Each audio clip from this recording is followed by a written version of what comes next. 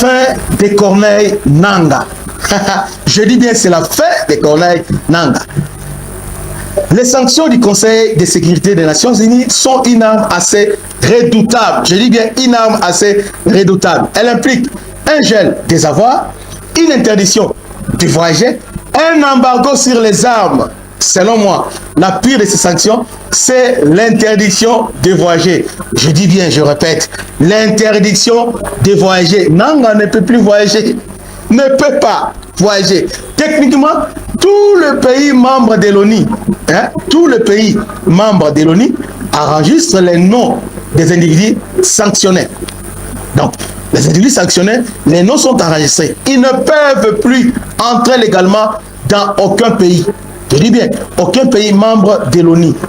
Ils risquent même d'être arrêtés aux frontières. Ils risquent l'arrestation aux frontières. Mais il y a des exceptions. En cas de négociation, telles que les négociations de Doha, ou des soins à l'étranger. Voyez, bienvenue à ce nouveau numéro de Christian chez vous. Nous sommes aujourd'hui le 17 juillet 2026. L'ONU vient de sanctionner Nangaa, une arme diplomatique qui isole bien au-delà des frontières. Le Conseil de sécurité des Nations Unies vient une nouvelle fois de démontrer la portée de son pouvoir. Quelle démonstration de force! Lorsqu'une personne est inscrite sur la liste de sanctions de l'ONU, cette personne-là, il ne s'agit pas d'une simple décision politique. Je dis bien, ce n'est pas une simple décision politique. Les conséquences sont immédiates.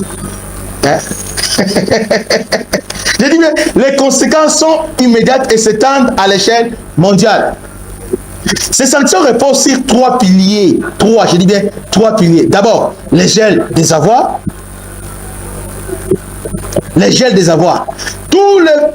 Tout le pays membre des Nations Unies doivent identifier, bloquer les comptes bancaires, les fonds et les ressources économiques qui sont à la disposition de la personne sanctionnée. Vous voyez? Donc, les ressources économiques appartenant à la personne sanctionnée ou placées sous son autorité. Je ne sais pas si je me fais comprendre.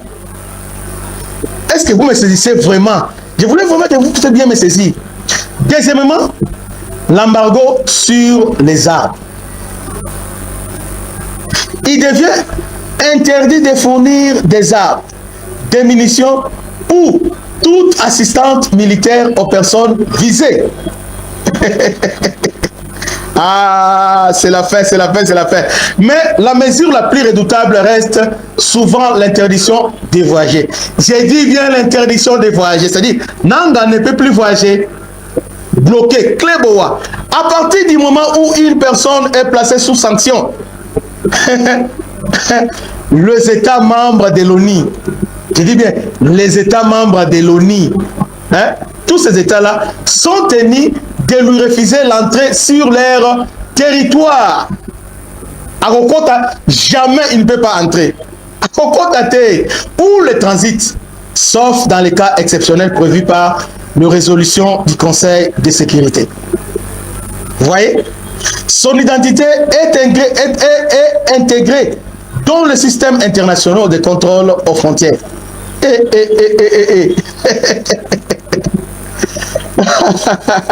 C'est la fin. Tolobaki. Le service d'immigration, les compagnies aériennes, les autorités frontalières vérifient. Donc, ils doivent vérifier les listes avant chaque embarquement. Chaque embarquement, on vérifie. On vérifie les listes. Ou l'entrée sur leur territoire. Vous voyez?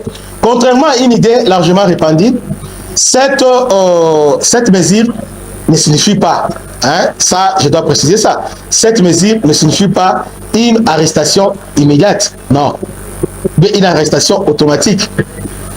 À chaque une arrestation automatique à chaque frontière.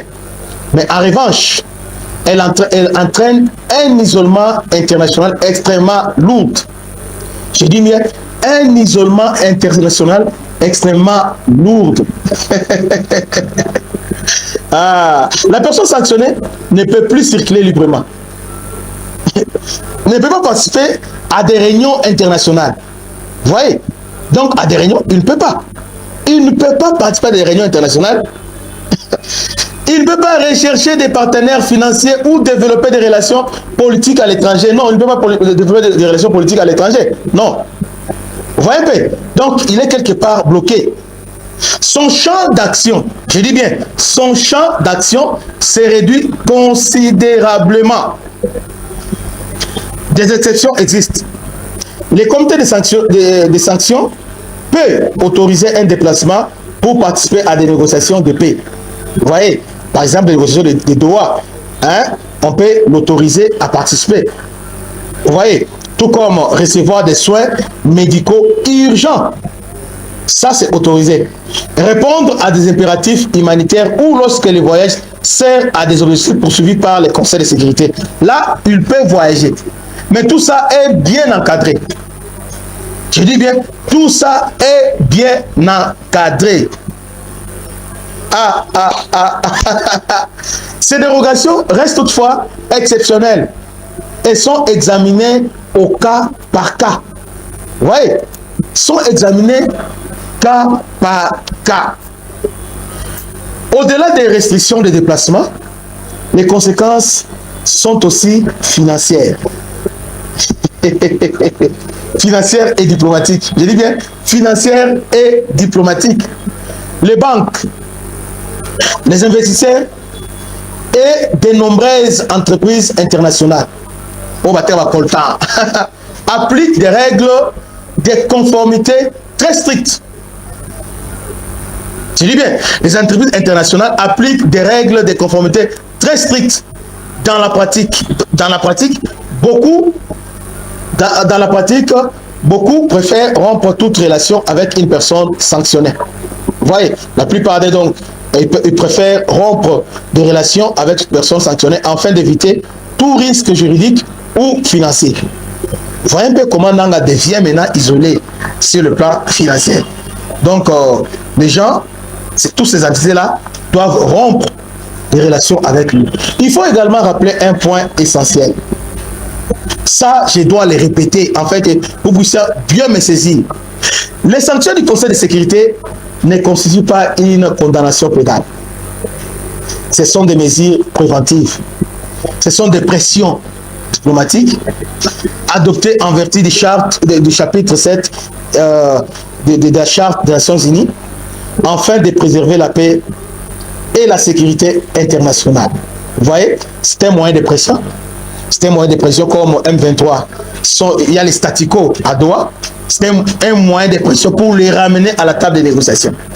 Elles peuvent être levées si les conseils de sécurité estiment que les raisons ayant conduit à leur adoption ont disparu. C'est-à-dire, ils sont quittés Goma, ils ont quitté Rutshuru, ils ont quitté Bukavu. Alors, on peut lever ce mesure. En définitive, je dis bien, en conclusion, la véritable puissance des sanctions de l'ONU réside dans leur portée universelle. Je dis bien, dans leur portée universelle. Ici, je ne parle pas des Américains qui ont sanctionné, ou l'Union européenne qui sanctionne, c'est l'ONU qui sanctionne. La portée est universelle parce qu'elle impose aux 193 pays membres. Elle provoque un isolement diplomatique, financier et politique qui dépasse largement les frontières d'un seul pays. Vous voyez? Donc, qui dépasse largement les frontières d'un seul pays. Ce n'est pas seulement les États-Unis. Vous voyez? Mais là, c'est 193 pays. Et ce qui fait des sanctions du Conseil de sécurité l'un des instruments de pression le plus puissant, le plus redoutable du droit international contemporain. Mes chers frères et sœurs, en tout cas, c'est l'affaire de Corneille Nangaa. Un homme averti. Kabila, ça c'est un avertissement très sévère envers toi. Que Dieu vous bénisse. C'est votre humble serviteur, le Bishop Christian. À la prochaine. Ciao.